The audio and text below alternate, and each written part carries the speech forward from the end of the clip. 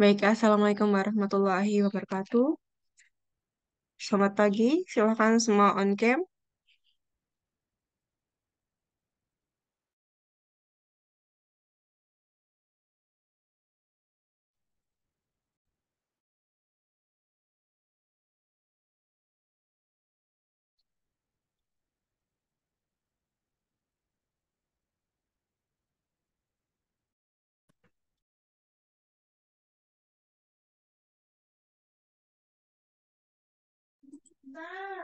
Arum, Atika, Atika, Aurel, Brigia, silakan on cam. Dio, Edric, Husna, Iva, Intan, silakan.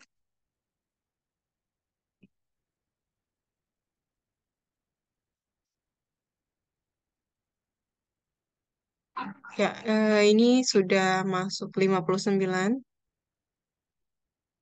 Ya, oke.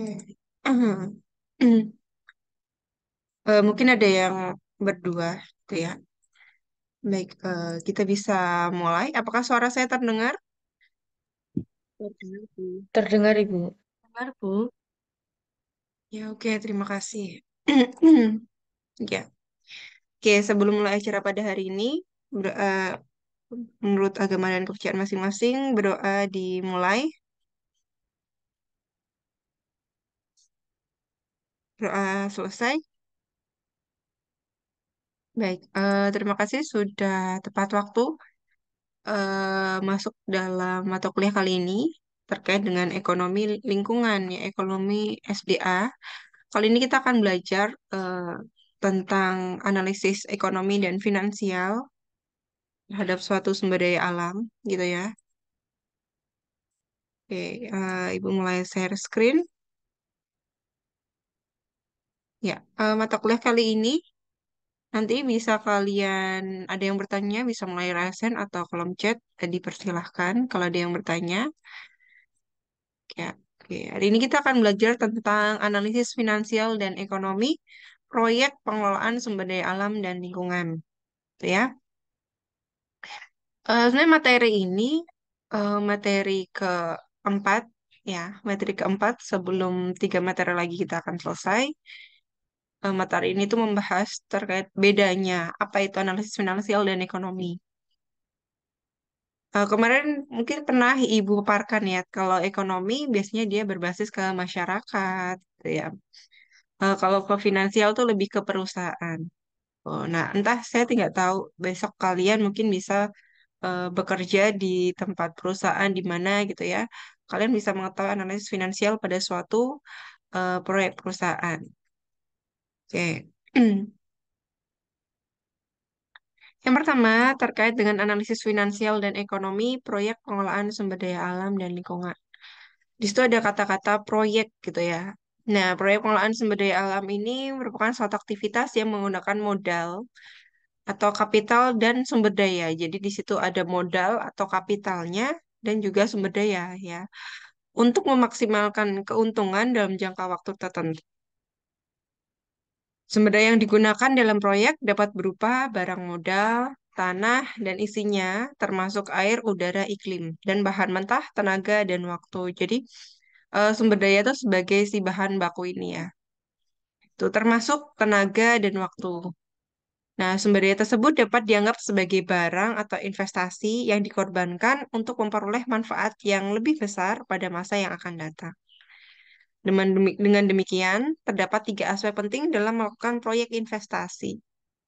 Adanya modal dan sumber daya atau disebut dengan investasi, ada upaya untuk memaksimalkan keuntungan dan adanya waktu. Jadi ketiga ini menjadi dasar penting adanya proyek investasi. Jadi ada modal, ada sumber dayanya, terus upaya maksimal keuntungan, kemarin ada pengetahuan, terus ada teknologi gitu ya, dan adanya waktu lamanya proyek. Nah, biasanya lamanya proyek ini juga sangat dipengaruhi ya terhadap sumber daya apa yang akan diambil. Apakah misalnya sumber daya yang memang bisa langsung habis atau tidak habis ya, bisa diperbarui. Seperti itu. Nah, Sumber daya ini bersifat terbatas. Sumber daya ini bersifat terbatas, sehingga untuk memaksimalkan keuntungan dalam suatu periode waktu, harus dilakukan pemilihan proyek investasi yang tepat atau layak. Jadi kita perlu 4 langkah untuk mengetahui nih, apakah proyek pengelolaan sumber daya alam ini bisa dilakukan atau tidak, itu ya. Ataukah untung atau tidak. Yang pertama, identifikasi proyek. Jadi proyek diidentifikasi, lalu ada studi persiapan proyek, identifikasi dan penilaian biaya dan manfaat. Yang terakhir ada perhitungan kelayakan proyek. Nah, jadi saya pernah menghitung suatu proyek perusahaan tentang hutan tanaman industri. Nanti ada hitungannya di akhir perkuliahan. Nanti akan saya berikan informasi. Jadi saya mengidentifikasi suatu proyek hutan taman industri. Di sana itu ada investasi tetap, investasi langsung, biaya operasional, dan perhitungan-perhitungan lainnya. Hingga akhirnya terakhir saya menghitung kelayakan proyek. Jadi mungkin kalian akan nantinya akan tahu namanya MPV, BCR, dan IRR.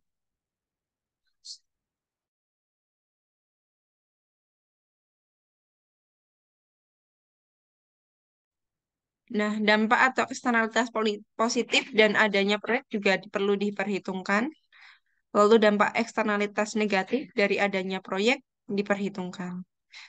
Nah, jika dampak negatif perlu dihitung kerugian masyarakat sebagai biaya proyek. Jadi kalau analisis ekonomi itu ya, dampak negatif itu dihitung. Nah, sebagai kerugian masyarakat sebagai biaya proyek. Identifikasi proyek itu bagaimana, Bu? Identifikasi proyek itu untuk menentukan calon-calon proyek yang akan dipertimbangkan untuk dilakukan dan melihat seberapa besar rintangan-rintangan yang dapat menghambat proyek. Jadi, ada suatu lahan misalnya, mau dibikin, apakah proyek perkebunan, ataukah kehutanan, ataukah proyek misalnya pertambangan gitu ya. Disesuaikan dengan kemampuan sumber daya yang ada dan perencanaan pembangunan nasional. Nah, kalau masih ingat waktu kita di analisis dampak lingkungan, ya kita kan perlu mengetahui kemampuan sumber daya dalam perencanaan pembangunan nasional. Gitu. Kalau misalnya tidak sesuai dengan ruang RT RW gitu ya, rencana tata ruang, maka proyek tersebut tidak bisa dilakukan.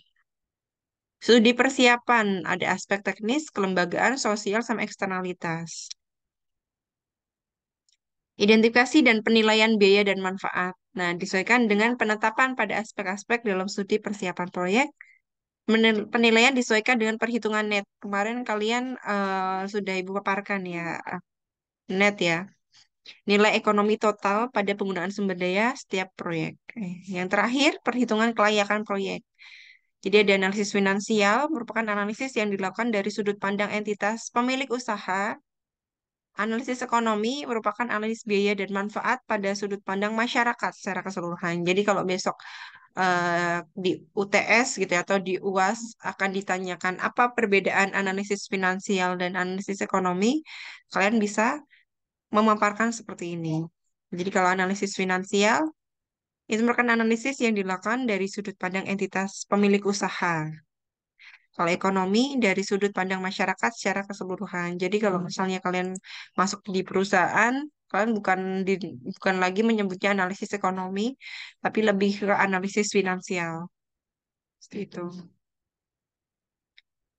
Ya, lalu apa Bu bedanya antara kelayakan proyek analisis finansial dan analisis ekonomi? Tadi sudah disebutkan kalau analisis finansial itu sudut pandang entitas pemilik usaha, kalau ekonomi sudut pandang masyarakat secara keseluruhan. Nah, biaya finansial merupakan biaya yang dikorbankan individu untuk menghasilkan output produk atau jasa apabila dilihat dari sudut pandang entitas pemilik usaha. Kalau ekonomi, biaya yang dikorbankan menghasilkan output apabila dipandang masyarakat sebagai pemilik SDA dan lingkungannya. Jadi, sebagai sumber daya ekonomi. Biaya yang dikorbankan untuk menghasilkan output apabila dipandang masyarakat. Jadi, masyarakatnya sebagai pemilik sumber daya alam dan lingkungannya. Nah, mungkin nanti kalian akan menghitung NPV, IRR, dan BC ratio. Jadi, mata kuliah besok kalau misalnya ada mata kuliah lanjut gitu ya, dia menyebutkan tentang NPV, IRR, dan BC ratio. Ini adalah analisis ya tentang kelayakan proyek ya bagi suatu usaha. Nah, yang ini lebih real menggunakan suku bunga. Kalau kemarin kan kita hanya, maaf tadi terlempar.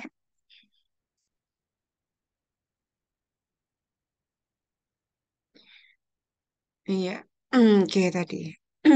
Nah, kriteria perhitungan pada kelayakan proyek ini sebenarnya tidak hanya proyek tentang sumber daya alam ya. Proyek apapun ya terkait dengan finansial, misalnya kamu nanti bekerja gitu ya di startup atau misalnya kalian bekerja di bidang eh, apapun gitu ya. Biasanya dia akan bisa melihat terkait dengan NPV, IRR, dan BCR ratio ini. Oke, analis pengusahaan. Jadi, bagaimana sih pengusaha kita harus menganalisis suatu perusahaan gitu ya. Yang pertama, efektivitas dan efisiensi ekonomi dari suatu usaha pemanfaatan sumber daya ditunjukkan oleh indikator besaran pendapatan bersih atau keuntungannya.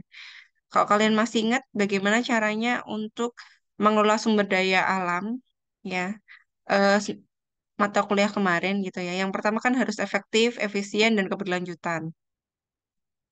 Terus usaha jangka pendek atau dianggap tidak ada nilai waktu atas aliran uang atau disebut dengan suku bunga. Cukup dengan menggunakan indikator rasio keuntungan. Jadi menggunakan profit ratio. Jadi gini, kalau tidak ada usaha kalian itu dianggap jangka pendek, hanya dalam 1 tahun, ya, kalian tidak menggunakan indikator rasio, tidak menggunakan aliran suku bunga, atau kalian tidak memperhitungkan I. Ya, kemarin kan saya bilang, suku bunga sekarang itu akan berbeda ya. Nilai uang sekarang itu akan berbeda dengan nilai eh, tahun yang akan datang. Nah, itu kan dipengaruhi dengan apa? Salah satunya dengan suku bunga atau biasanya lambangnya adalah I. Nah, kalau misalnya usaha kalian ya hanya berjangka pendek, tidak sampai menahun ya. Jadi tidak perlu adanya nilai waktu atau aliran uang. Jadi kalian hanya cukup memperhitungkan menggunakan indikator rasio keuntungan atau disebut dengan profit ratio. Berapa sih profitnya dalam misalnya penjualan kalian kan misalnya menjual di apa ya? Menjual makanan ya, misalnya eh, hima atau himpunan mahasiswa dan sebagainya. Karena hanya cukup menggunakan rasio keuntungan saja. Itu berbeda dengan usaha jangka panjang yang disertai anggapan adanya suku bunga atas modal perlu menggunakan indikator. Jadi, Bu, bagaimana ketika usaha saya ini bertahun-tahun, Bu? Makanya saya harus menggunakan apa gitu. Karena sudah menggunakan lewat 1 tahun, 2 tahun, jadi dia harus menggunakan perhitungan suku bunga. Jadi unsur I-nya dimasukkan ke dalam sini, dalam perhitungan. Biar apa? Biar kalian tidak mengalami kerugian, gitu ya. Bahwa nilai harga sekarang sama yang akan datang tuh berapa, gitu. Jadi harus memperhatikan tentang BCR atau benefit cost ratio atau net present value atau NPV dan internal rate of return atau IRR. Tuh. Oke, yang ini tentang rasio keuntungan. Jadi, yang usaha kalian itu tidak ada nilai waktunya gitu ya. Atau disebut dengan profit ratio. Rasio keuntungan adalah perbandingan antara pendapatan bersih yang diterima terhadap seluruh biaya yang dikeluarkan. Jadi, dibandingkan antara pendapatan bersih yang diterima terhadap seluruh biaya. Seluruh biayanya itu banyak ya. Tidak hanya biaya pembuatan bahan terus minyak gitu kayak misalnya mau membuat risol gitu ya, tidak hanya membuat tepung terus isiannya sayuran dan lain sebagainya, kamu juga harus memperhitungkan biaya tenaga kalian Misalnya saya menghargai per jam waktu saya itu 10.000 gitu ya. Kalau untuk membuat risol saya membutuhkan 3 jam. Jadi saya mengurangkan biaya, menambahkan biaya pada bahan-bahan ditambah dengan biaya tenaga saya. Gitu. Nah, pendapatan bersih adalah seluruh pendapatan kotor yang diterima dikurangi seluruh biaya yang dikeluarkan. Jadi masih simpel. Jadi profit ratio itu pendapatan bersih dikurangi dengan total biayanya. Nah, pendapatan bersih adalah pendapatan kotor dikurangi total biaya. Oke. Rasio keuntungan sebagai indikator efisiensi ekonomi dapat ditingkatkan dengan penerapan IPTEK baru, baik dalam proses produksi, distribusi, dan pemasaran. Nah, ini juga mungkin beberapa orang sekarang ya tidak selalu menjajakan makanannya di pinggir jalan atau di kios ya. Misalnya sekarang yang beredar sekarang kayak Shopee gitu ya, yang mungkin kalian setiap hari mungkin buka atau misalnya saat-saat tertentu buka untuk beli sesuatu. Jadi beberapa orang itu dari rumah saja dia sudah bisa menjualkan dagangannya. Jadi tanpa dia perlu menyewa kios dan lain sebagainya. Nah, ini menjadi apa ya, suatu pengurangan biaya. Nah, sehingga menghasilkan peningkatan pendapatan kotor pada biaya tertentu atau menghasilkan penurunan biaya dan pengorbanan pada target pendapatan tertentu. Nah, profit ratio ini cukup baik sebagai indikator untuk menggambarkan efisiensi usaha yang bersifat jangka pendek. Demikian pula cukup baik untuk menggambarkan efisiensi perusahaan berjangka panjang yang telah berjalan dengan mapan. Jadi, kalau kita sudah berpikiran ekonomi, kita harus mencatat dengan baik ya biaya apa yang dikeluarkan, sampai dengan transportasinya, ya sehingga berapa sih total biayanya yang bisa kita terima gitu ya pendapatan bersih. Nah, yang ini analisis usaha berjangka panjang dan berbunga atas modal. Ya, usaha di bidang kehutanan ini contohnya ya saya cari paling mudah. Usaha di bidang kehutanan biasanya berjangka panjang dan dianggap terkena beban bunga atas modal. Jadi kalau kita menumbuhkan pohon kan juga pasti membutuhkan waktu ya, daurnya ya. Daur itu yang dimaksud daur itu adalah masa dari awal penanaman sampai penebangan, gitu. Walaupun bukan tidak mungkin usaha berjangka panjang tidak terkena bunga atas modal apabila preferensi waktu pemodalnya netral. Untuk mengukur efisiensi usaha jangka panjang dan terkena bunga atas modal digunakan aliran uang kas terdiskonto atau disebut diskon cash flow analysis. Nah, analisis diskonto ini DCFA atau BCA Benefit Cost Analysis secara lengkap terdiri dari rasio pendapatan ya dikurangi dengan biaya. Atau rasio pendapatan biaya itu disebut dengan benefit cost ratio atau BCR. Kalau nilai sekarang bersih itu disebut dengan net present value atau NPV dan kecepatan pengembalian itu disebut dengan internal rate of return atau IRR. Nah, ini nih. Oke, oke, yang pertama faktor diskonto. Ya, faktor diskonto atau diskon faktor muncul karena adanya anggapan nilai uang dipengaruhi oleh preferensi waktu pemilik atau penggunanya yang secara umum dianggap positif. Jadi si diskon faktor ini muncul gitu ya, karena anggapan nilai uang itu dipengaruhi oleh preferensi waktu.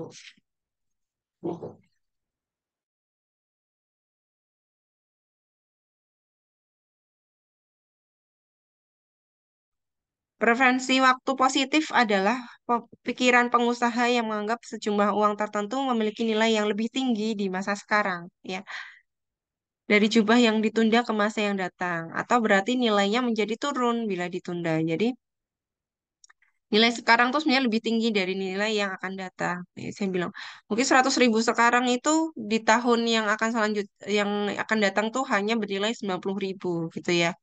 Nah, faktor diskonto yang diturunkan dari anggapan tersebut digunakan sebagai faktor yang mengoreksi nilai uang di masa datang. Jadi berarti mereduksi ukuran preferensi waktu positif. Adanya asumsi preferensi waktu yang positif merupakan argumen perlu adanya suku bunga.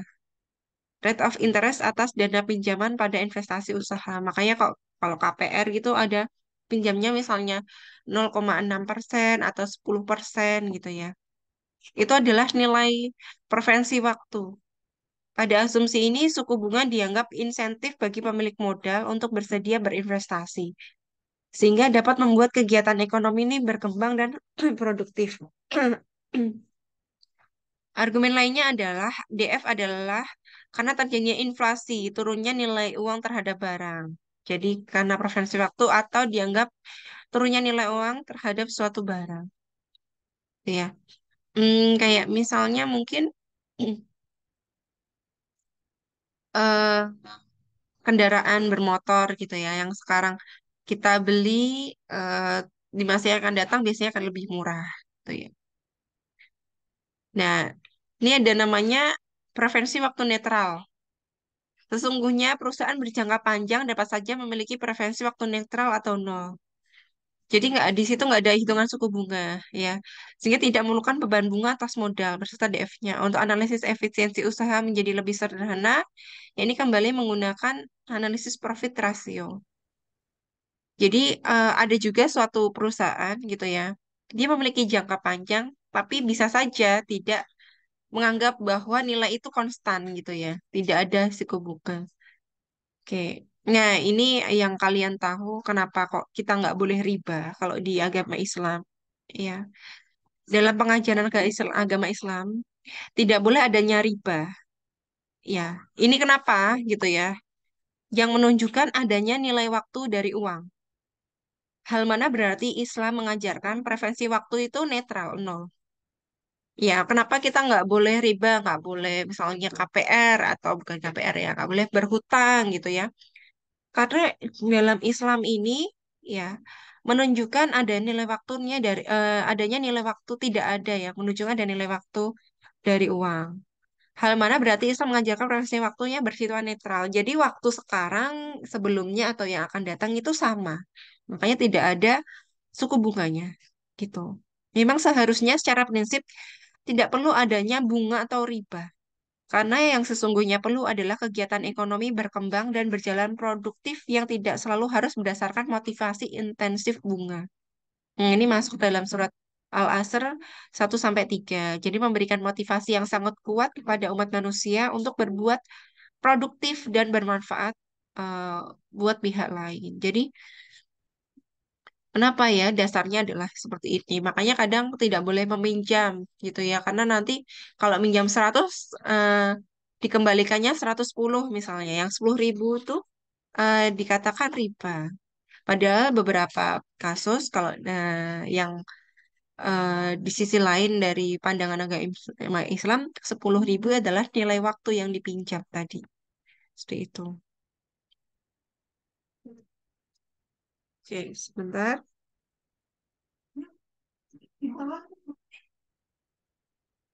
Benefit cost ratio atau BCR adalah indikator efisiensi relatif dari pengusahaan sumber daya hutan, yakni perbandingan rasio antara jumlah area manfaat atau pendapatan sepanjang masa pengusahaan yang telah dikenai faktor diskonto.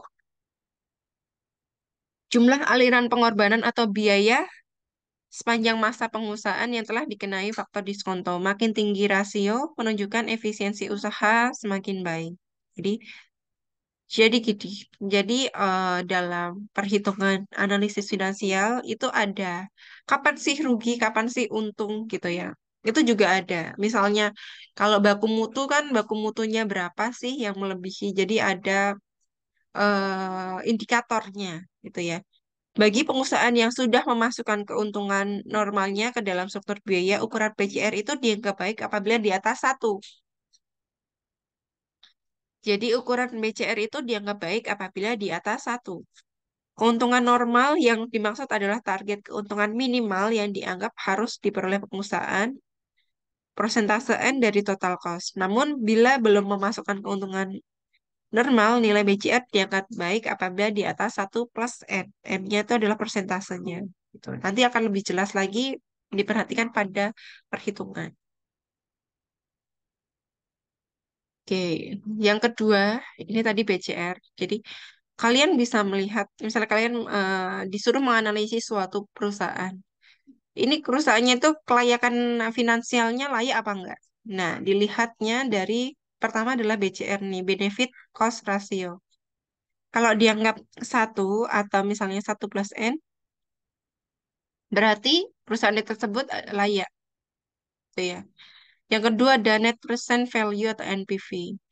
Net present value atau NPV adalah indikator efisiensi mutlak dari pengusahaan sumber daya, yakni selisih antara jumlah aliran manfaat atau pendapatan sepanjang masa pengusahaan yang telah terkena faktor diskonto dengan jumlah harian pengorbanan atau biaya sebanyak masa pengusahaan yang telah terkena faktor diskonto. Itu ya. Selisih antara jumlah aliran manfaat atau pendapatan. Jadi selisih antara pendapatan pada sepanjang masa pengusahaan. Ya. Pengusahaan apabila sudah memasukkan keuntungan normalnya ke dalam aliran biaya dianggap baik apabila indikator NPV-nya bernilai positif atau di atas nol dan makin besar makin baik. Jadi NPV pada suatu perusahaan ini bernilai positif ya atau disebut dengan untung gitu ya kalau dia di atas nol. Yang makin besar makin baik. Kalau BCR itu di atas satu, kalau NPV itu di atas nol. Gitu. Nah, yang terakhir ini internal rate of return atau IRR. Internal rate of return atau IRR adalah indikator ketahanan pengusahaan sumber daya terhadap kenaikan suku bunga investasi. Yakni tingkat suku bunga investasi yang apabila diterapkan pada pengusahaan akan menyebabkan indikator NPV-nya menjadi sama dengan nol atau membuat tidak ada keuntungan yang diperoleh. Indikator IRR yang semakin jauh lebih tinggi di atas suku bunga investasi menunjukkan usaha yang semakin kuat atau tahan terhadap perubahan atau guncangan ekonomi. Jadi, indikator IRR ini apabila jauh lebih tinggi di atas suku bunga. Misalnya, saya menetapkan perhitungan suatu perusahaan itu bunganya 0,6 atau misalnya 6%. Ya, kalau indikator IRR ini lebih dari 6% berarti dia untung. Kalau dia kurang dari 6% berarti dia rugi. Seperti itu. Jadi ini tidak ada patokan khusus. Patokan khususnya adalah suku bunga yang kalian pakai untuk menghitung NPV dan BCR ini. Kalau misalnya lebih tinggi, berarti usahanya bagus. Oke, terus selanjutnya ada extended benefit cost analysis. Pengusahaan sumber daya yang dilakukan dengan cara eksploitasi dari suatu ekosistem hutan biasanya memiliki dampak keluar, baik positif maupun negatif. Dampak positif ini bersifat memberi manfaat atau pendapatan tambahan pada pihak lain pada lingkup ekonomi yang lebih luas. Sedangkan dampak negatif bersifat mengganggu atau merusak. Berarti, kegiatan usaha itu menimbulkan biaya tambahan bagi pihak lain pada lingkup kepentingan ekonomi yang lebih luas. Dampak negatif sering disebut juga sebagai eksternalitas negatif. Misalnya, eksploitasi tegakan hutan dapat menimbulkan gangguan hidrologi dari volume, kualitas, stabilitas gitu ya. Sedangkan eksternalitas positif biasanya pengusahaan hutan membuat munculnya mata air baru untuk rumah tangga. Jadi banyak ya eksternal positif. Biasanya kalau kita akan membuat pengusahaan itu dia bisa perusahaan hutan gitu ya, dia bisa menggali oh di sini ada potensi ya, mata air. Nah, bisa digali dan menjadi eh, benefit untuk rumah tangga sekitarnya gitu ya. Atau usaha ekowisata dan pencegahan pemanasan global. Untuk melihat efektivitas dan efisiensi pengusahaan dengan eksternalitas tersebut menggunakan ukuran BCR, IR, dan EPV, namun dengan memasukkan nilai eksternalitas negatif ke dalam biaya dan nilai eksternalitas positif ke dalam manfaat benefit. Nah, modal analisisnya disebut dengan metode BCA, DCFA, diperluas menjadi Extended BCA atau DCFA. Jadi, kalau tadi itu yang BCR, IR, NPV itu yang sebelumnya Ibu paparkan itu adalah dari biaya finansial. Nah, ini dimasukkan biaya eksternalitas. Jadi disebut dengan extend benefit cost analysis. Nah, ada ROI, Return of Investment. Return on Investment atau ROI adalah pengambilan modal atau ukuran efisiensi yang ditunjukkan oleh lama tahun sampai seluruh modal dapat kembali.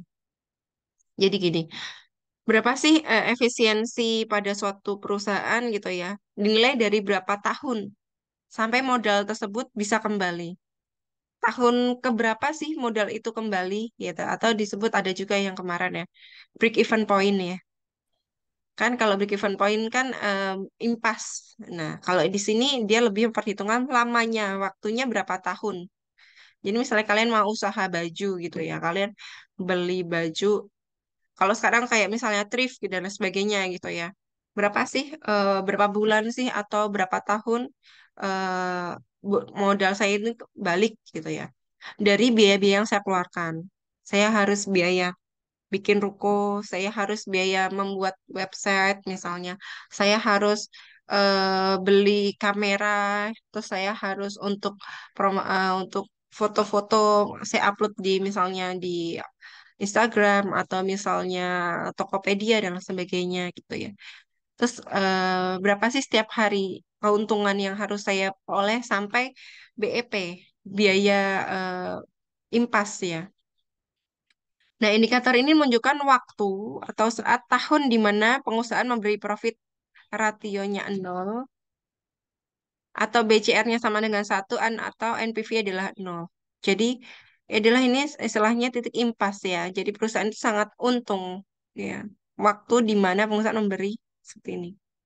Semakin cepat ROI, semakin baik karena modal yang sama segera kembali tersedia untuk dapat ditanamkan pada pengusahaan baru atau yang lain, sehingga efisiensi investasi persatuan modal lebih tinggi, berarti ekonomi lebih cepat maju. Nah, ada juga terkait dengan pengaruh kebijakan pemerintah.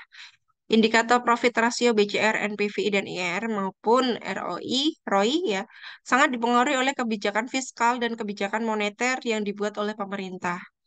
Kebijakan fiskal berupa berupa alokasi APBN, anggaran pendapatan dan belanja negara untuk sektor tertentu, dapat menjadi insentif bagi pengusahaan di sektor tersebut. Sedangkan kebijakan moneter berupa ketetapan suku bunga bank sentral akan sangat menentukan besarnya sebuah pinjaman atau faktor diskonto. Jadi tidak heran ya kalau misalnya sebuah perusahaan itu pasti dia berhutang ya untuk eh, menjalankan usahanya memang dia biasanya berhutang. Nah, hutang-hutang yang diambil oleh si pengusaha itu ya dilihat dari faktor diskonto ini, faktor I-nya. Kebijakan fiskal atau anggaran pemerintah dapat berupa keringanan biaya usaha. Biasanya UMKM, ya kalau di pemerintah daerah itu biasanya dikasih beberapa eh, subsidi gitu ya. Terus pelayanan, kemudahan prosedur, hemat waktu.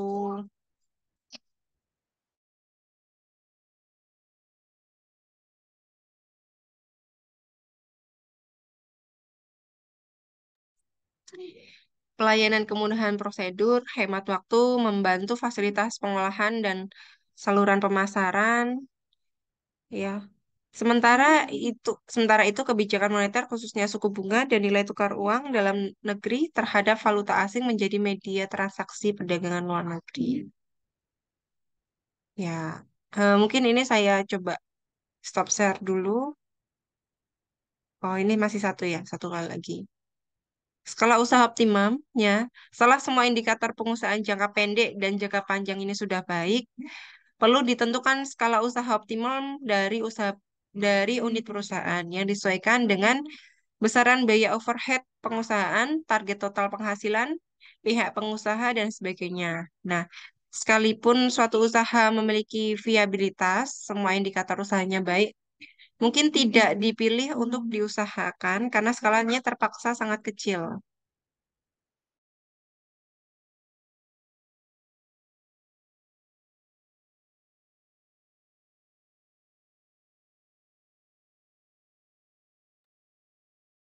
Secara umum, rumus analisis skala optimumnya sebagai berikut. Jadi ada skala usaha minimum, biaya tetap total dibagi dari harga jual per unit dikurangi biaya variabel. Demikian pula perlu ditentukan skala industri minimal wilayahnya, seperti biaya infrastruktur, penyerapan tenaga kerja, dan pendapatan negara atau daerah. Oke, mungkin ini saya share dulu. Ya, oke, ya sudah terlihat ya. Oke, coba perhatikan. Jadi ini suatu dulu Ibu disuruh membuat suatu perusahaan analisis kelayakan finansial pada sebuah usaha hutan taman industri.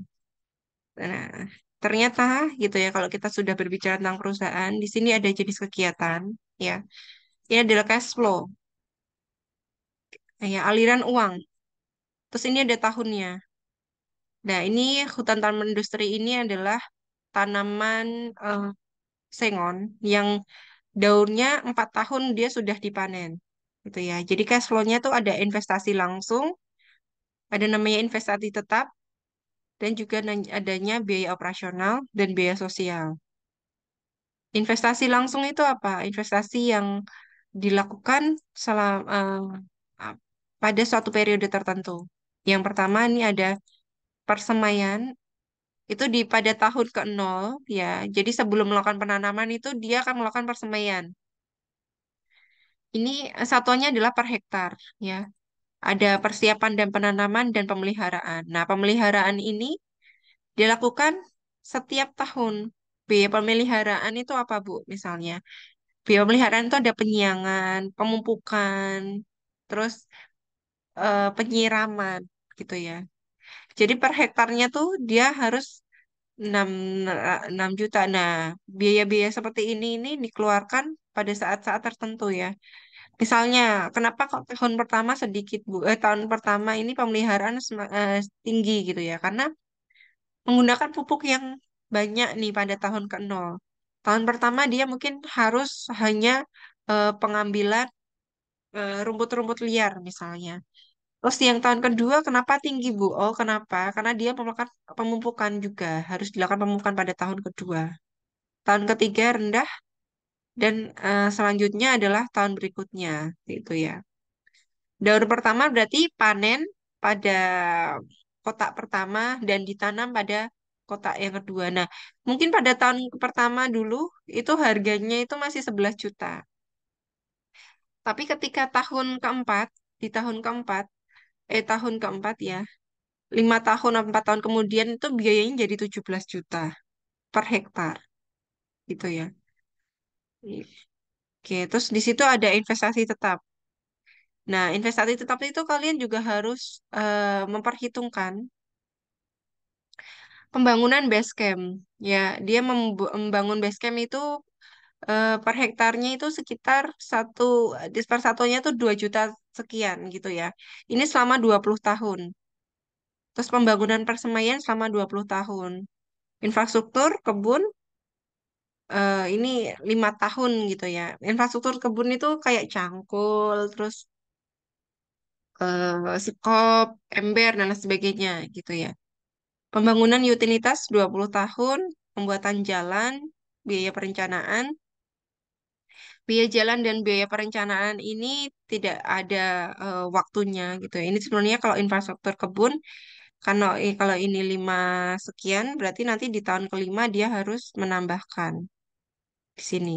Jadi ada 1, 2, 3, 4, 5. Di tahun ini dia akan muncul lagi, gitu ya.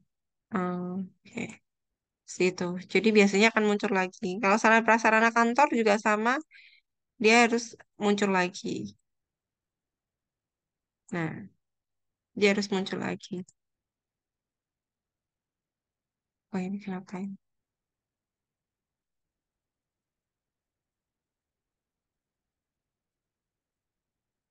Oke, jadi kayak ini harus muncul lagi. Oh ini salah ya tadi ya. Oke, jadi ini harus muncul lagi, harus dikeluarkan. Sama yang kemarin saya bilang, kalau misalnya kalian eh, punya laptop atau gadget gitu ya, paling nggak kan dia punya umurnya ya.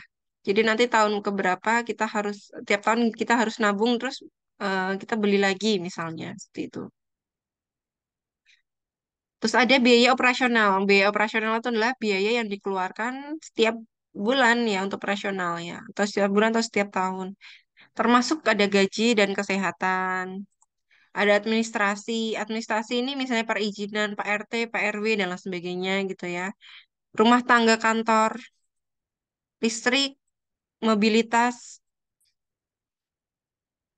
transportasi. Transportasi itu misalnya untuk bensin dan lain sebagainya. Monitoring dan evaluasi, pemeliharaan dan perbaikan, termasuk pemeliharaan sarpras, sarpras kebun persemaian dan sarpras mes. Jadi ini tuh merupakan salah satu biaya yang dikeluarkan oleh si perusahaan ya. Jadi dalam bentuk ekonomi dari bentuk finansial. Nah, di sini dia menggunakan biaya sosial nih. Di perusahaan tersebut tuh dia sudah menerapkan biaya sosial. Biaya sosial itu bisa misalnya dia bisa pada saat-saat tertentu dia bisa memberikan insentif untuk masyarakat sekitar gitu ya. Atau untuk vitamin atau misalnya untuk eh, pembelian masker atau yang lain sebagainya gitu ya. Ya ketika sebuah perusahaan itu mengganggu. Ada biaya kewajiban lingkungan itu ada. Terus ada perbaikan dampak longsor. Jadi dia tuh sudah kemarin kan Ibu bilang ya dalam perusahaan itu biasanya ada salah satu bidang lingkungan yang dia menghitung terkait dengan penghitungan ekonomi pada suatu apa ya biaya yang dikeluarkan akibat eh, misalnya pencemaran atau eh, bencana gitu ya longsor. Nah, kalau waktu Ibu mengkaji ini ada satu dari lingkungan ya dia bisa mengkaji ternyata perbaikan dampak longsor itu sekian tuh. Nah, terus cash flow cash outflow tuh ternyata keseluruhannya itu dari keseluruhan biaya per tahun itu 43 juta ya per hektarnya ya. 43 juta per hektar. Tapi dia tidak ada cash inflow-nya, tidak ada pemasukan di sana karena masih tahun ke-0 gitu ya. Jadi ini kalau kurung itu biasanya minus ya. Jadi dia minus kas saldo tahunannya dia minus. DF-nya masih satu. Dia pakai suku bunganya 5,5 gitu ya. Dia masih minus ternyata. Tuh. Jadi, nah, kalau mau lihat untung apa ruginya dari mana, Bu? Kalau kalian hanya tidak ada preferensi waktu, berarti hanya di sini saja di tahun pertama. Karena kalian ada preferensi waktu tadi, jadi kita memperhatikan MPV, BCR, dan IRR gitu ya. Ternyata dia baru untung di sini 17,9 ya. Terus ini tadi NPV-nya ya. Terus BCR-nya itu berada pada 1,07 ya kalau kamu tadi lihat ya. BCR itu minimal harus satu ya. Jadi dia baru untung di sini tuh ya. Ternyata dia baru untung pada umur daurnya 20 tahun.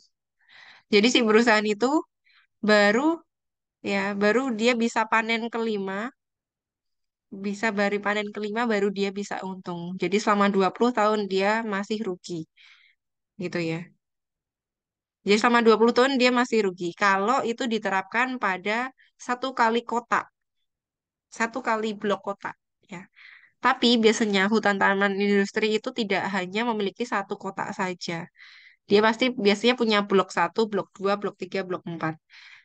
Jadi blok satu dia masih rugi, blok satu juga masih rugi. Mungkin dia kalau misalnya dia punya 5 petak, berarti umur keempat dia 4 tahun baru dia bisa untung. Itu tergantung kotaknya dia. Jadi kotak keempat itu berarti masih rugi gitu ya. Kotak sampai kotak kelima dia rugi. Berarti nanti kotak keenamnya dia baru untung. Itu untung pertama adalah kotak kelima dan seterusnya.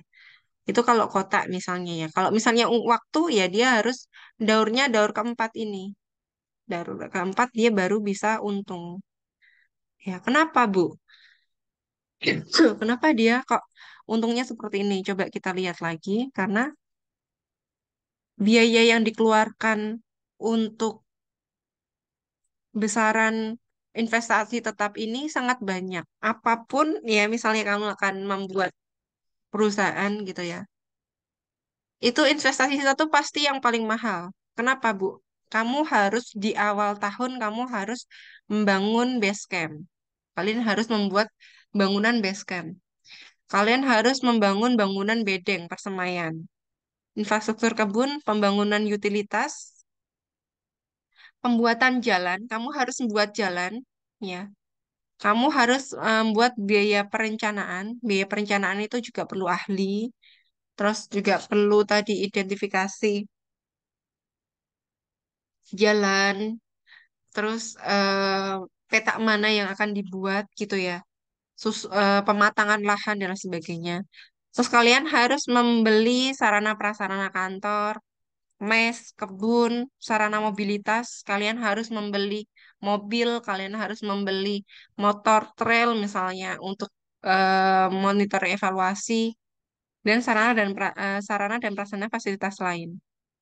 Jadi yang membuat mahal itu biasanya di sini, di investasi tetap ini biayanya.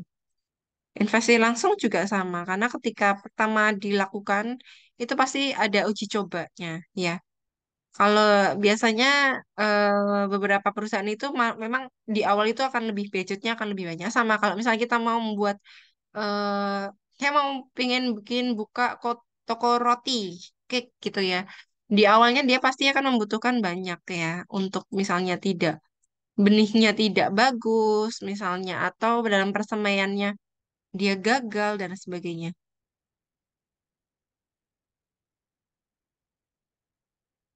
Ya,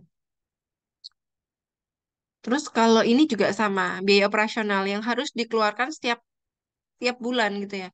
Kalian harus menggaji dan juga ada askes kesehatan. Terus kalian harus membayar listrik, membayarkan mobilitas, transportasi, monitoring, biaya pemeliharaan itu dilakukan terus-menerus.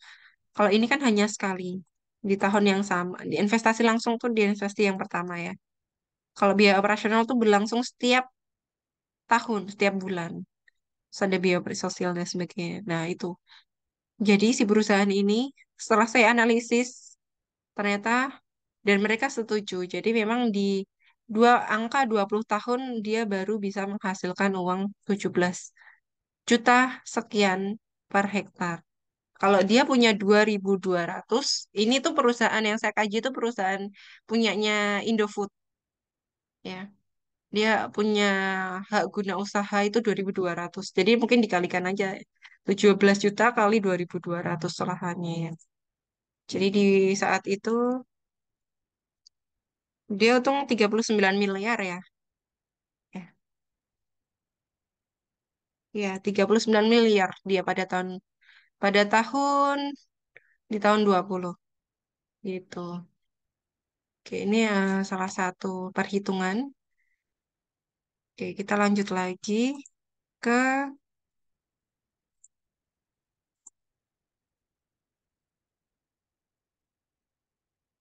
yang udah tadi ya. Hmm, oke, oke. Ya, sebenarnya biaya tadi itu tidak boleh dikeluarkan, tapi karena ini menjadi satu contoh eh, apa skala usaha mata kuliah, saya rasa nggak apa-apa ya. Oke, nah ini analisis finansial dan ekonomi hutan tanaman industri yang tadi saya menyambung dari tadi saya paparkan, Oke ya.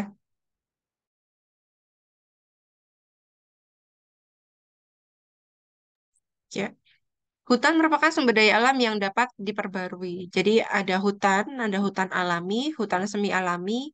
Jadi ada hutan sekunder, ada juga hutan tanaman atau hutan produksi yang tadi analisis finansial tadi adalah hutan tanaman industri.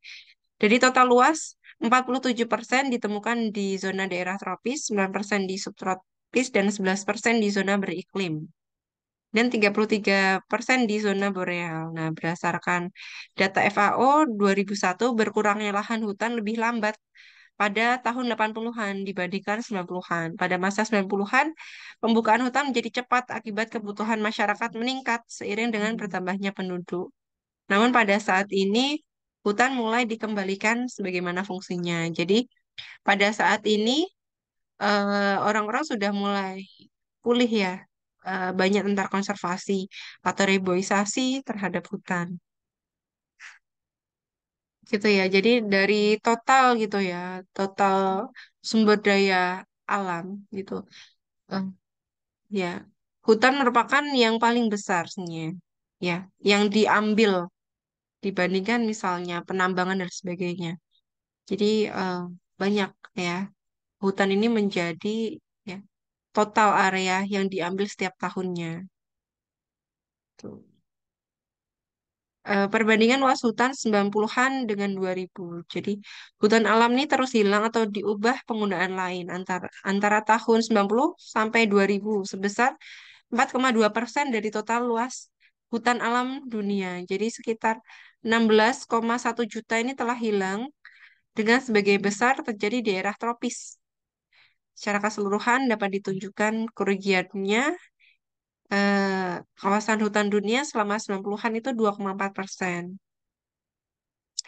Kerugian besar sebenarnya terjadi di hutan tropis, namun hal ini tidak terlihat karena banyaknya kerugian kecil pada hutan non-tropis. Kerugian besar di daerah hutan alam lebih banyak didapatkan dan lebih kecil di daerah hutan tanaman. Hutan tanaman ini dikelola dengan lebih efisien. Nah, perbandingannya seperti itu ya. Nah, ini perbandingannya ya.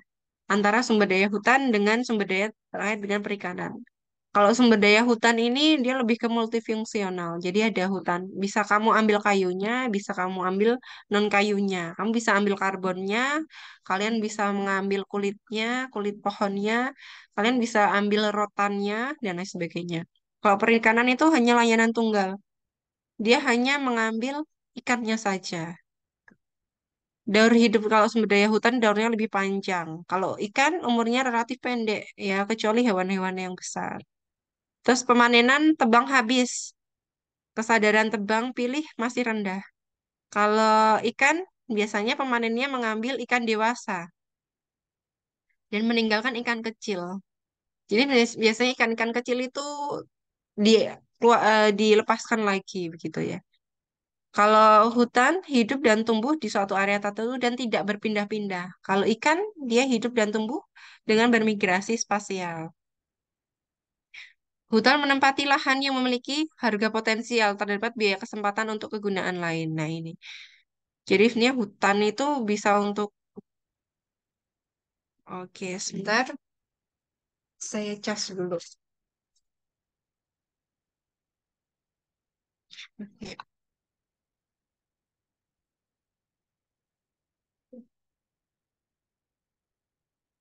Ya, kalau lahan perikanan itu tidak punya nilai ekonomi selain sebagai sumber perikanan. Itulah ya yang tadi disampaikan. Jadi kenapa sih sumber daya hutan itu sangat banyak diambil gitu ya dibandingkan dengan eh, kegiatan lain gitu. Oke, oke. Nah, ini sama ya. Jadi ini merupakan salah satu grafik pertumbuhan pohon. Nah, tadi pertanyaan gini, Bu, kenapa kok sengon dipanen umurnya 4 sampai 5 tahun? Kenapa nggak dibiarkan aja 10 tahun? Kayak jati, Bu, bisa 40 tahun gitu ya. Nah, ini karena setiap pohon itu dia punya grafiknya sendiri-sendiri. Jadi ketika dia di masa tebang, ya masa tebang itu masa panen yang paling tinggi itu dia di umur ke misalnya 5 tahun gitu. Kalau ini dia lebihnya ini pohon mungkin pohon-pohon besar ya kayak eh, beringin dan lain sebagainya gitu ya. Jadi dia di saat tertentu dia akan matang. Nah, saat matang kalau dalam ilmu finansial ya, saya nggak mau nih, saya punya hutan. Hutan itu kapan sih masaknya? Kalau udah nggak masak, saya nggak mau memelihara hutan itu. Jadi mending saya tebang, saya tanam lagi begitu. Makanya Sengon itu di umur 5 tahun dia tebang, karena umur 6 tahun itu dia sudah nggak produktif lagi. Istilahnya dia sudah pertumbuhannya sudah menurun. Nah, ini sama. Jadi misalnya kalian akan menilai, ya, kamu jadi bidang di hutan tanaman industri ini. Terus kamu akan mengkaji umur berapa, ya, dia itu bisa eh, panen panenan kita itu untung. Nah, dilihatnya dari sini. Ternyata dia bisa nih menggunakan umur ekonomi, ya, umur ekonomi berapa gitu ya. Kalian bisa lihatnya di sini nih. Jadi ketika dia di umur tertentu, dia akan turun gitu ya. Optimal ditebang saat prediksi nilai net benefit mengalami penurunan. Tuh. Nah, ini kalau kalian lihat di sini, ini kelihatan ya. Ini ya. Ini kalau kalian lihat putarannya Ibu nih. Nah, oke. Di sini nih dia akan mengalami penurunan, ya. Nah, di saat inilah dia akan dia akan turun nilainya. Jadi berarti di umur berapa? Di umur 65 tahun.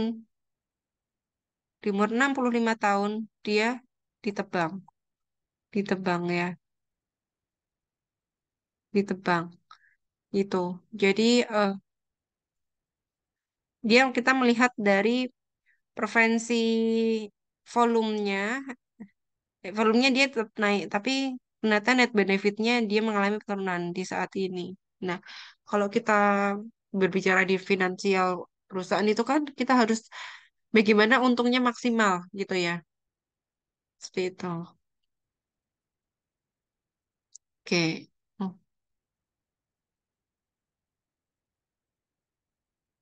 ya. Yang ketiga ada komersial eh, plantation forestry. Jadi hutan tanaman komersial diperuntukkan untuk menghasilkan bahan baku industri atau disebut dengan hutan tanaman industri. Hutan tanaman dapat ditanam secara monokultur dan polikultur. Jadi sebagai pemasok bahan baku bagi kebutuhan industri hasil hutan, memperbaiki lingkungan hidup agar menjadi sehat dan lestari, meningkatkan produktivitas lahan hutan, memperluas lapangan kerja, sehingga seorang ahli ekonom menentukan model pengelolaan dan program penebangan hutan yang efisien. Jadi kalau misalnya kita di hutan, itu ada kita melakukan tanaman, tumbuh, lalu ditebang. Jadi ada hanya dilakukan single rotasi saja. Sehingga lahan tidak memiliki alternatif kegunaan lain, sehingga peluang harga adalah nol. Biaya penanaman, biaya panen, harga bruto adalah konstan dari waktu ke waktu. Hutan menghasilkan nilai hanya melalui kayu. Nah, dia menggunakan single rotasi. Oke, mungkin tadi saya lupa ya menyampaikan terkait yang ini, cash flow ini. Ya, oke. Kan kita sudah tahu nih jumlah biayanya sekian ya. Ternyata cash flow inflow itu pendapatan. Pendapatan Sengon itu dia bisa 337 juta per hektar. Ya, 300. Ini asumsinya adalah dilihat dari tadi, dari jumlah riap tumbuh volumenya dikali dengan harga jual si Sengon. Ternyata sekian. Tuh ya. Kayak yang, nah, pada kenapa Bu di sini? Karena pada saat daur pertama dia ditebang. Ditebang pada daur pertama ini. Dia dapatnya untung sekian, sekian. Itu. Oke.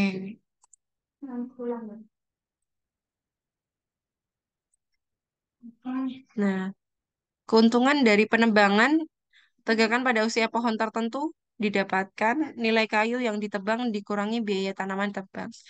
Dan jika tegakan ditebang pada usia tertentu, maka keuntungan dapat dilihat dari ini. Mungkin ini kurang ya. Nah, di sini nih. Titik irisan di sini itu yang membuat tingkat keuntungannya maksimal gitu. Oh, berarti dia waktunya 50 tahun ya.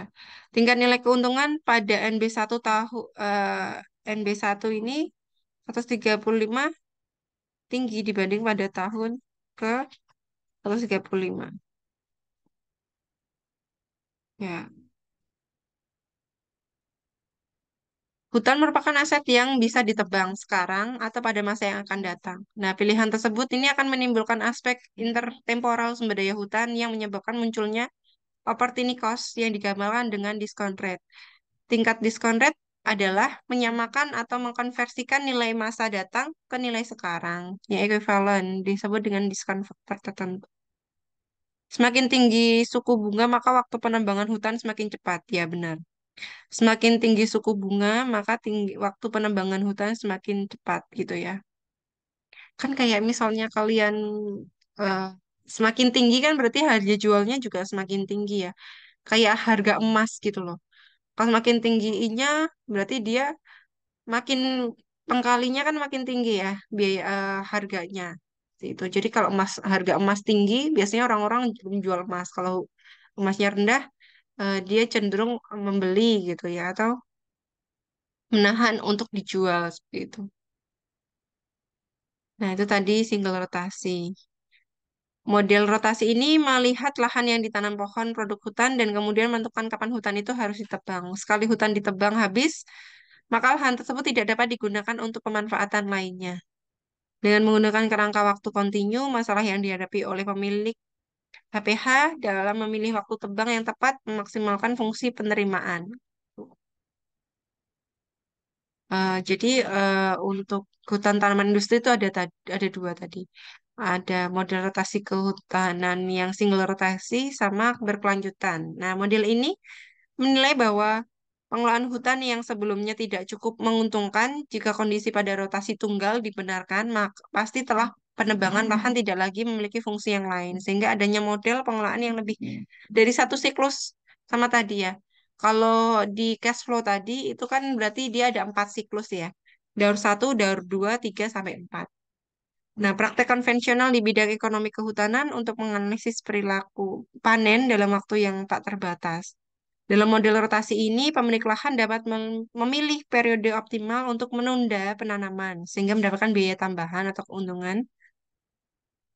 Yang menjadi poin penting dalam rotasi adalah waktu antar penanaman pertama dan penanaman berikutnya. Pada tahun pertama itu, jadi dalam 1 tahun itu dia akan melakukan penebangan dan juga penanaman. Seperti ini ya perhitungannya. Jadi persamaan di atas berasumsi bahwa parameter ekonomi, harga, biaya, dan diskon rate tidak berubah sepanjang waktu. Demikian juga dengan parameter biologi. Pertanyaan mendasar, kapan rotasi yang optimal dalam hal ini? Apakah T adalah tahun ke-0 atau T1, T2, T3, dan seterusnya yang memberikan present value yang maksimum? Proses interval waktu di atas dapat disederhanakan. Ingat T2 misalnya waktu ke depan tampak sama dengan T1 sehingga strategi optimal penerbangan juga sama pada setiap periode waktu yang berurutan. Eh, s- ini tuh salah satu perhitungan finansial pada perusahaan. Kalau kalian ada perusahaan di Kalimantan itu yang cukup bergengsi ya. Pama, Astra itu juga ada dia punya Astra Kayu. Terus ada juga yang bidang pulp kertas. Nah, beberapa teman-teman ibu itu ada bekerja di tempat penambangan seperti ini ya. Tapi untuk hutan industri dia membuat apa namanya sinarmas forestry ya. Kita juga harus tahu nih. Jadi kalian akan menghitung berapa sih saat umur berapa dia mampu ditebang gitu ya. Dia paling maksimal ditebang dengan biaya yang dikeluarkan atau perawatan dan berapa hasil penjualannya. Jadi tuh kalau di dunia kehutanan kita tuh punya nilai pasar harga. Ada nilai pasar jati per meter kubik berapa. Mungkin ini saya pernah bilang ya. Terkadang eh, kayu itu kan dia lebih ke bentuknya kan segitiga ya, tidak lurus. Jadi biasanya log yang pertama Dia mempunyai diameter yang besar. Jadi kalau kalian lihat di sini ya, foto di sini itu kan ada diameternya, ada yang besar, ada yang kecil. Nah, yang kecil ini biasanya dihargai lebih murah dibandingkan yang besar. Sama. Jadi perhitungan terhadap nilai kayu tuh tidak satu kayu harganya berapa. Enggak, satu kayu itu bisa jadi perhitungannya pengkalinya bisa jadi tiga sortimen. Sortimen bawah, tengah, dan atas. Itu pengkaliannya terhadap penjualan kayunya berbeda. Nah, harganya itu, penjualan kayunya itu dijumlahkan. Jadi kalau kita ngomongin di perusahaan itu tidak penilainya tidak ngawang ya, tapi memang harga realnya berapa, ini berapa. Karena mencegah terjadinya kerugian. Ini tadi saya sudah paparkan. Ya, oke. Selanjutnya ada multiple multiple use for sea. Hutan mampu menghasilkan berbagai macam manfaat jasa non kayu. Jadi dia memasukkan harga non kayu nih, termasuk tanah dan pengendalian air, dukungan habitat untuk sistem biologis, keanekaragaman hewan dan populasi tumbuhan, fasilitas rekreasi dan estetika, keberadaan padang gurun dan kontrol suhu. Jadi multiple multiple use forestry ini kayak semacam kalian perhitungannya TEV ya, total economy value. Jadi di sini ada nilai guna langsung dan nilai guna tidak langsung. Gitu. Manfaat non kayu mempengaruhi rotasi optimum dalam dua cara. Yang pertama, nilai yang ditunjukkan dari manfaat non kayu selama satu rotasi, nilai positif dari nilai totalnya menunjukkan penurunan nilai dari DS atau DT, sehingga interval rotasinya diperpanjang. Tuh, jadi ternyata nilai kayunya tuh bisa berubah ya. Bisa berubah ini kan tidak dari nol ternyata. Karena dia sudah, ini tahunnya, ini istilahnya terhadap cost dan value-nya. Oh, mungkin kenapa tidak dari nol? Karena dinilai bukan eh, kayu, hutan itu hanya penghasil kayu, tapi misalnya dia pada umur nol itu dia sudah bisa misalnya menciptakan iklim mikro, atau misalnya dia bisa menjadi habitat, atau misalnya dia bisa sudah menjadi plasma nutfah, atau lantai hutannya dia bisa jadi penuh gitu ya. Karena kan kalau kita melakukan penanaman kan biasanya kecil-kecil ya eh, jaraknya gitu ya. Manfaat non kayu ini positif menaikkan nilai lahan. Jadi yang biasanya kalau nilai lahan itu dipengaruhi dari jumlah harga kayunya, ternyata bisa nih. Non kayu ini bisa menjadi peningkatan nilai lahan dan mempertahankan peluang pertahanan kayu di lahan. Sehingga cenderung akan mengurangi interval rotasi di lahan gitu ya. Bahwa kemarin saya dapat informasi ya, jadi ada di daerah Turi gitu, dia itu menanam teh. Jadi teh itu satu satu pohonnya itu langsung dinilai 2 juta ya, 1 juta sampai 3 juta. Ya itu saat musim panen. Padahal kalau pohonnya itu ditebang satu pohon itu nggak sampai segitu ya. Mungkin hanya 1,7 juta dan lain sebagainya. Tapi ini tiap daur petai dia bisa menghasilkan 3 juta. Jadi nilai lahan tersebut itu bisa tinggi karena hasil hutannya. Sama kayak pete ya kemarin terakhir ya. Terus durian ya, durian ya, durian di daerah Jogja aja dia sudah 65 sampai 75 ribu ya, yang cukup besar. Jadi nilai hasil buahnya atau non kayunya itu sebenarnya lebih mahal daripada nilai kayunya itu sendiri. Ya, ini yang terakhir. Jadi, socially and privacy optimal multiple use plantation forestry. Pemilik hutan baik secara langsung menerima semua manfaat hutan atau sesuai nilai-nilai manfaat tersebut. Ya, mungkin melalui harga pasar. Dalam hal ini, apa yang secara pribadi optimal juga akan ap- apa yang secara sosial atau optimal tersedia. Tentu saja, berarti tidak ada perbedaan antara tarif diskon konsumsi sosial dan swasta. Lahan hutan ini sering dibayar menggunakan beberapa saran, yaitu mempengaruhi efisiensi keuntungan tersedia, sehingga pemerintah mengintegrasikan tujuan kebijakan lingkungan dengan tujuan kehutanan. Nah, ini juga pemerintah dan sumber daya hutannya. Alasan pemerintah campur tangan terhadap kemungkinan sumber daya hutan yang tidak efisien untuk dialokasikan dan tidak berkelanjutan untuk dieksploitasi. Jadi pada murni pemakaian tunggal. Pada kehutin itu para pemerintah menjamin hak milik sehingga insentif untuk mengolah kayu dari waktu ke waktu untuk dilindungi. Jadi mungkin saya pernah membahas ya, terus pemerintah itu sudah memberikan intensif em, dari hutan yang sekali gitu ya. Jadi sebelum hutan itu matang gitu ya, dia memberikan insentif untuk membelinya. Jadi untuk pada tahun tertentu akan dipanen tidak bersamaan di daerah tersebut gitu. Jadi misalnya Pak Tani itu punya kebun gitu ya untuk anaknya tuh mau sekolah. Jadi daripada ditebang sekarang yang harganya masih rendah dan juga dia masih eh, bisa besar gitu ya, si Kementerian Lingkungan Hidup dan Kehutanan itu memberikan intensif. Jadi hutannya tetap dijaga, saya berikan sejumlah uang sesuai yang dibutuhkan gitu. Jadi ini saat tertentu si petani itu tetap menjaga gitu ya, maka dia bisa menjualnya ya dengan pengaturan timbangannya gitu ya, dengan harga yang tinggi. Dan juga di sisi lain ekologisnya tetap bisa terjaga. Pada kehutanan berfungsi multiguna, pemerintah akan menggunakan kebijakan fiskal untuk mendorong pengelola untuk mengubah interval rotasi. Jadi, kalau yang multiguna, ya, si pemerintah ini melihat interval rotasinya. Ya, ada yang misalnya 5 tahunan atau jadi 7 tahunan dan lain sebagainya. Dilihat dari tadi multiguna yang ada di sekitarnya, ataukah bisa menjadi rotan atau yang tadi ya produk hutan non kayunya. Di mana pajak atau subsidi dirancang dengan baik sehingga dianggap sebagai pengubah harga bersih kayu dengan mengubah baik harga gross, harga atau biaya panen marginal. Pada prinsipnya, setiap panjang rotasi yang diinginkan dapat diperoleh manipulasi yang tepat dari harga bersih pajak.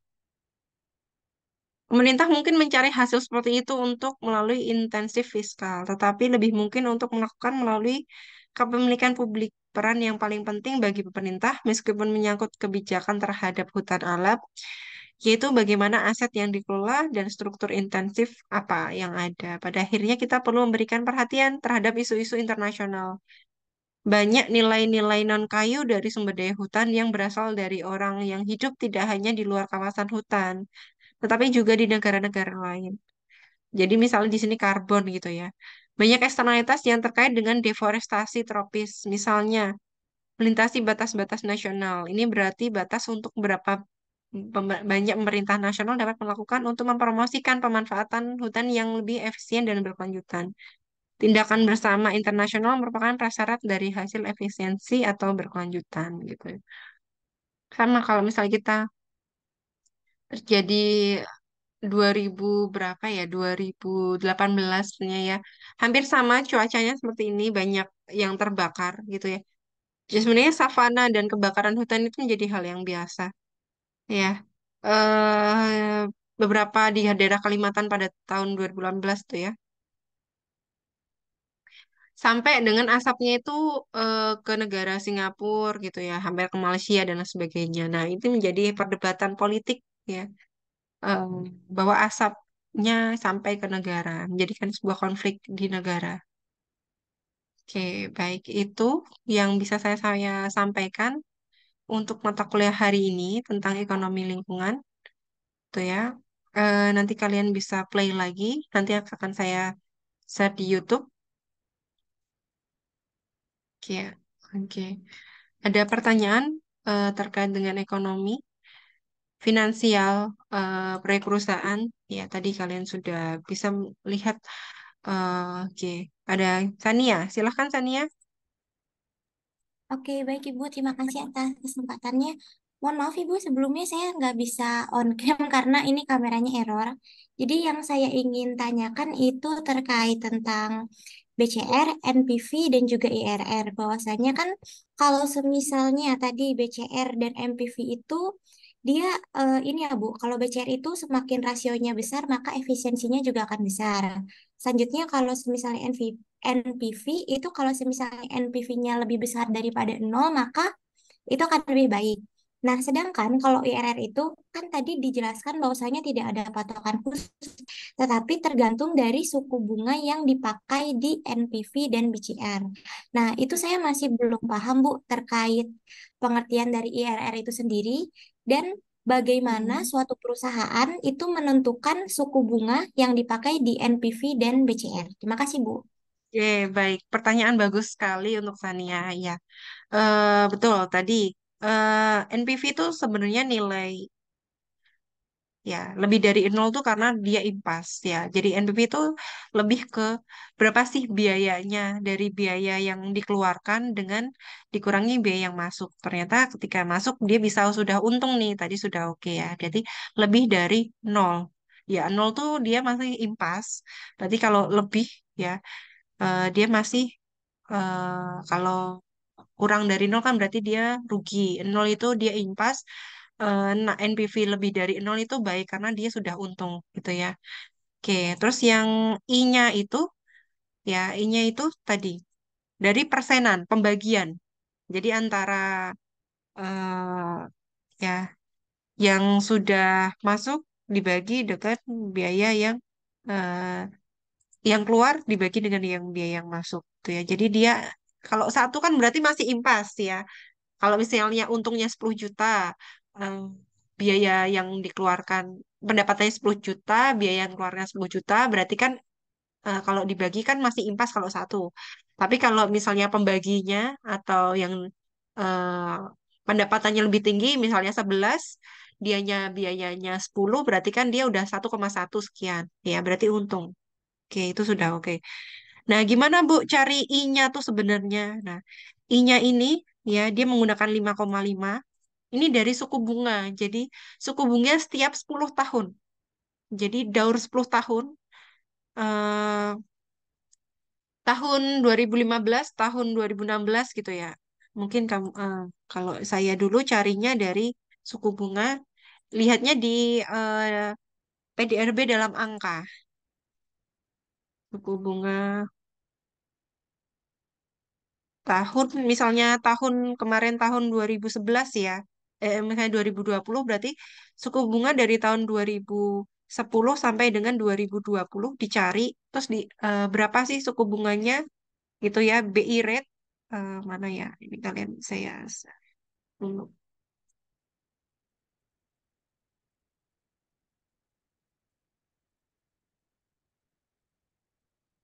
ya carinya dari sini nih, BI rate-nya di sini dicari. Hmm. Januari, Februari, nah sebenarnya per tahun nanti dicari BI-nya kan ini 5,5 ya. Ya, ini nanti kalian cari sendiri, nanti bisa dicari di Excel-nya. Jadi pada tahun berapa misalnya ya, ini tahun dari tahun 2010 misalnya ya. Dia akan tahu nih, BI rate-nya 6,6, 6,5 dan sebagainya. Ya, setiap tahun. Jadi rata-rata per tahun 2010, 2011, 2012, selama 10 tahun dicari gitu ya. Ini kan 5555 gitu ya. Kalau ini dulu datanya tahun masih kayak 2 tahun 2015 kayaknya ya. Ya, 2000. Jadi saya carinya itu selama 10 tahun dari tahun misalnya tadi ya 2011, 2012, 2014 gitu ya. Ini kan 5,5 dan sebagainya itu nanti dibagi tiap tahun. Tahun 2011 BI rate-nya tuh misalnya 5,6. Tahun 2013 gitu ya. Dia BI rate-nya misalnya 5,3 dan sebagainya di sini. Sampai Desember per tahun berapa? Itu nanti dibagi sampai dengan 10 tahun. Daurnya tuh 10 tahun. Kenapa Bu harus 10 tahun? Karena setiap 10 tahun itu daurnya biasanya akan lebih stabil, menurunkan angka biasnya. Seperti itu. Jadi menggunakan 5,5. Kalau yang di sini BI rate-nya itu di sini 5,5. Carinya di situ. Nih, dia 5,5. Jadi kalau dia lebih dari 5,5 ya, itu dia bisa sudah oke. Di sini dia udah 54 IRR-nya. Ini dihitungnya dari sini juga. Dikurangi ini, dicarinya sekian, sekian, sekian, sekian, sekian. Dia masih rugi, ini masih rugi. Nah, di sini dia untung nih. Di umur 20 tahun dia untung. Perhitungannya IRR ada rumus sendiri di di apa namanya? Di Excel itu sudah ada IRR. Sekian nih penjumlahannya ya. Sekian. Begitu. Begitu Sania, apakah sudah paham? Oke, Bu. Berarti untuk yang BI rate per tahun itu kita merata-ratakan dari yang per bulan itu ya, Bu? Atau gimana, Bu? Mm-mm. Iya Oh benar. iya, oke oke. Meratakan dari yang di sini. Di sini tuh yang tadi Ibu bilang. Nah, oke, ini sebenarnya kalian bisa langsung download Excel-nya ya. Bisa download dari Excel-nya, kalian bisa lihat di sini. Di sini. Januari, Februari ini rata-ratanya berapa per tahun? Itu pada tahun 2012. Nanti 10 tahun berarti kalian akan menghitung sampai tahun 2022. Ya, gitu Sania. Oke, baik Ibu. Terima kasih, Bu. Oke, baik. Terima kasih. Ini mungkin tidak hanya di ekonomi ini ya. Biasanya kalian nanti akan cari data suhu, data data klimatologi, apapun data tuh biasanya kalian itu untuk mencegah bias, biasanya kalian pakainya 10 tahun. Beberapa rata-rata hujan tahunan di daerah ini. Biasanya kamu minimal 5 tahun, tapi biasanya beberapa dosen itu menghendaki 10 tahun. Kenapa? Karena itu 10 tahun itu merupakan periode waktu gitu ya. Jadi untuk mengurangi angka bias 10 tahun. Sama seperti I-nya, suku bunga itu juga 10 tahun itu sudah dianggap stabil menggunakan 5,5 gitu. Ya mungkin sekarang ya itulah kenapa ini tuh suku bunga ini tuh dipakai ketika kalian misalnya KPR gitu ya. Ah, nanti kok suku bungaku kok 10% ya. Sebenarnya itu adalah rata-rata dari semuanya. Jadi sebenarnya kalau kalian lihat misalnya BSI ya, BSI itu kan tanpa riba ya bilangnya. Tanpa riba tuh sebenarnya dia tuh perhitungan terhadap suku bunganya itu sudah di awal gitu. Kalau pinjam 100 biasanya 100 tapi 130 langsung. Kalau misalnya perusahaan yang konvensional gitu, bunganya itu dihitungnya per tahun. Per tahun sekian sekian sekian mengikuti suku bunganya gitu. Tapi kalau misalnya jadi perjanjiannya hampir sama. Kalau dibilang tanpa riba tuh sebenarnya tanpa ribanya tuh riba pada saat perhitungan 10 tahun itu I-nya. Jadi misalnya 100 ya, biasanya pinjamnya jadi 130 nih. Nah, itu dihitung dari pengkalinya dari suku bunga si 100 tahun, tapi dibayarnya sekarang. Seperti itu. Kalau misalnya konvensional, biasanya suku bunganya diikuti dengan suku bunga yang sekarang. Oh, besok mungkin naik lagi, mungkin bisa turun lagi, bisa naik lagi, gitu. Jadi kalau misalnya kamu nggak mau apa ya tadi ya, kalau misalnya usaha kalian itu tidak ada preferensi waktu, ya berarti kalian menggunakan profit ratio tadi. Untung rugi dah. Atau pendapatan bersih dikurangi pendapatan kita udah selesai. Tapi kalau misalnya kalian jangka panjang, karena kenapa jangka panjang? Karena aku harus bikin jalan dulu, aku harus bikin ruko dulu nih. Ya sama kayak misalnya kalian punya uang 100 juta gitu. Kalian mau bikin kos-kosan gitu. Kos-kosan berapa kamar? Untuk uang 100 juta misalnya di kalian bisa bikin 4 kamar. Ya, berapa sih untungnya kalau misalnya ini keisi semua harganya 500.000, saya harus mengembalikan uang 100 juta. Nah, itu kan kalian harus mengkalikan juga dengan I-nya, faktor uangnya ini. Karena memang kita sadar uang sekarang itu berbeda antara nilai uang sekarang ataupun tadi adanya inflasi tadi. Jadi harga barangnya itu rendah. Jadi itu yang menjadikan si ekonomi sumber daya alam ini akan berbeda penilaiannya, penilaian secara langsung ataupun menggunakan suku bunga. Dari mana, Bu? Saya tuh bapak saya tuh punya perusahaan, Bu. Saya mau menghitung nih usaha bapak saya ini akan untung berapa di tahun berapa gitu ya. Kalau ROI tadi kan lebih ke waktunya, waktu berapanya. Nah, dilihat dari tadi BCR, IR, sama NPV-nya. Oh, berarti nanti Bapak ini pada tahun ketiga nih Pak, Bapak bisa untung. NPV-nya untungnya 15 juta Pak per tahunnya gitu.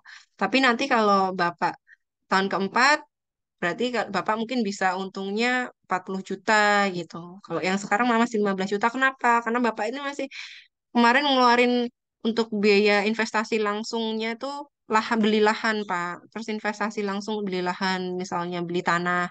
Investasi tidak langsungnya Bapak kemarin tuh bikin bangunan, terus bikin jalan, terus ada pagar, ada ini gitu ya. Terus biaya operasionalnya Bapak kemarin apa bikin listrik apa tiap bulan harus mengeluarkan listrik, biaya gaji karyawan yang misalnya Bapak harus jaga di sana, terus biaya air dan lain sebagainya.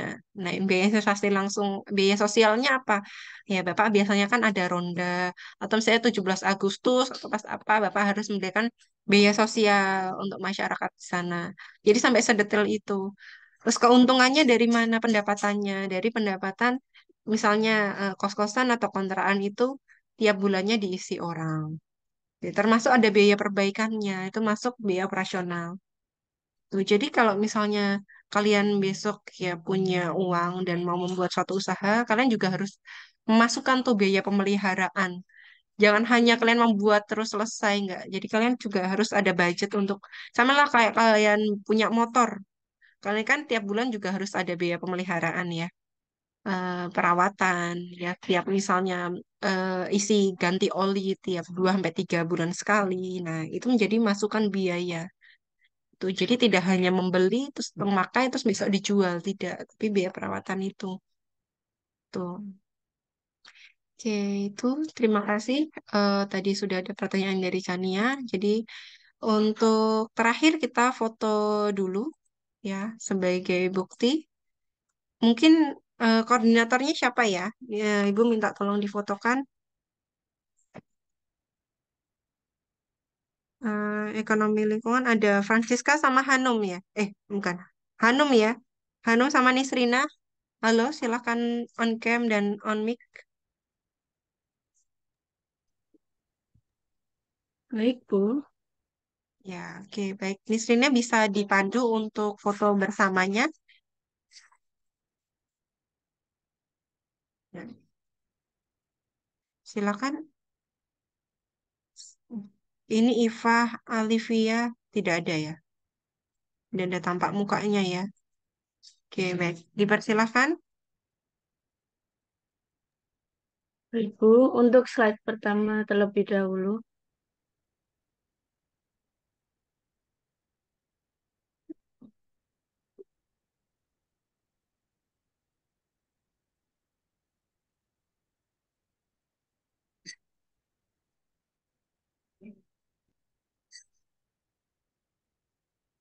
Sudah, Bu.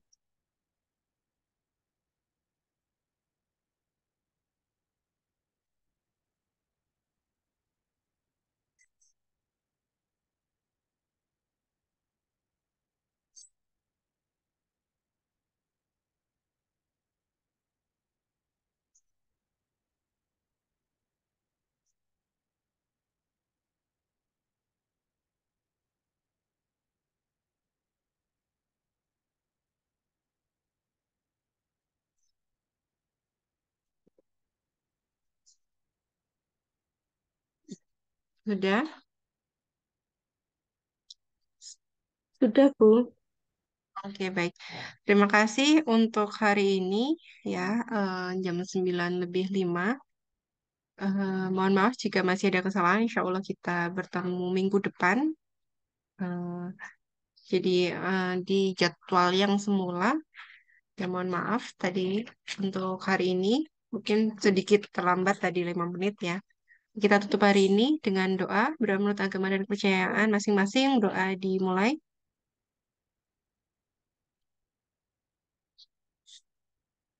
Setelah selesai. Wassalamualaikum warahmatullahi wabarakatuh. Terima kasih. Waalaikumsalam warahmatullahi wabarakatuh. Sama.